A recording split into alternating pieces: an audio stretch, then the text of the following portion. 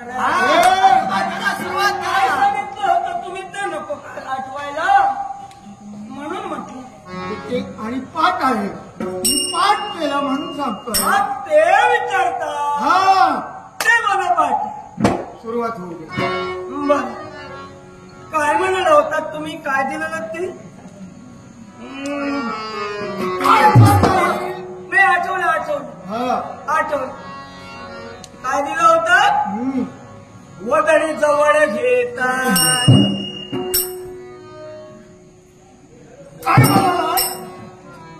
काय म्हणाला? तुम्ही असं दिलं होता. वदनी जवळ घेता म्हणाला. हो बा त्याचं बरोबर आहे. त्याचं बरोबर आहे. तुम्ही काल जो पाठ दिला होता, काल जो श्लोक तुम्ही दिला होता तो खाण्याचाच दिला होता. आणि तुम्हाला माहिती आहे आम्ही बघा खादाड आहोत. आता भोजन जर पुढे घेतलं तर तो घास वदनाजवळच न्यावा लागणार ना. वदनी जवळ घेता बरोबर आहे. कसं शिकविलं होतं? असं नाही, कसं शिकविलं होतं? पुढचं काय ते सांग. म्हणजे तू सांग पुढचं माझा पाठ माझा पाठ आहे. बरोबर म्हणाला तो. वदनी जवळ घेता नाम घ्या त्या हरी. आता काय हरीचं नाव घ्यायला सांगतोय. तिकडे कुठं हरी आहे? असंच म्हणाल होते का?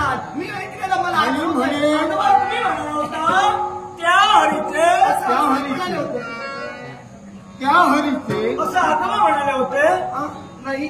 मग पुढचं कसं? तू सांग.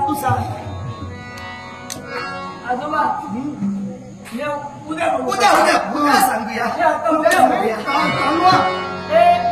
बघू. आम्ही कंदमुळं आणण्यासाठी जाऊया.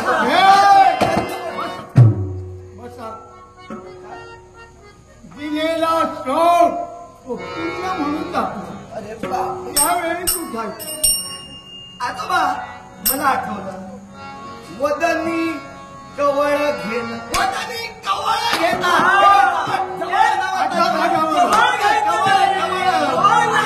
आता बरोबर म्हणतो. वदनी कवळ घेता नाम घ्या श्री हरीचे. आता बरोबर आहे. आणि सहज मरण येते. काय हसतोयस का? तू काय बोलतोय? हसतोयस का? सहज मरण येते. एक सहज मरण येते. तू मला शिकवू नकोस. काल आजोबा असंच म्हणाले होते. मरण असं म्हणाले ना. मरण सांगून येतं. सहज मरण येते. बरोबर आहे. तुम्ही असं शिकवलं. आठवण करा. माझा तर सपाटच आहे. आठवणार का? म्हणून म्हणतोय आठवण. हे उद्या बघू भेटते. काय केलं? आत्ता दिलेला पाठ उद्या आत्ता झाला पाहिजे. बोल. नाही पेक्षा तुला येतोय ना? बोल ना. आणि तुला येत नाही. आजोबा ऐका. जमेल कसं म्हणतो सांभाळून घ्या. वदनी कवळ घेता नाम घ्या श्री हरीचे. सहज हवन होते नाम घेता फुकाचे. जीवन करी जीवित्वा अन्न हे पूर्ण ब्रह्म. उदर भरण नो हे जाणते.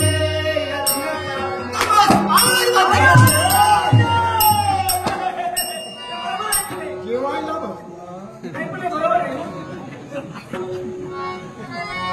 आजोबा आता या पाठ झाला की नाही? रागवलं. हट्टा केली. काय झालं? अरे काय आजोबा अरे हो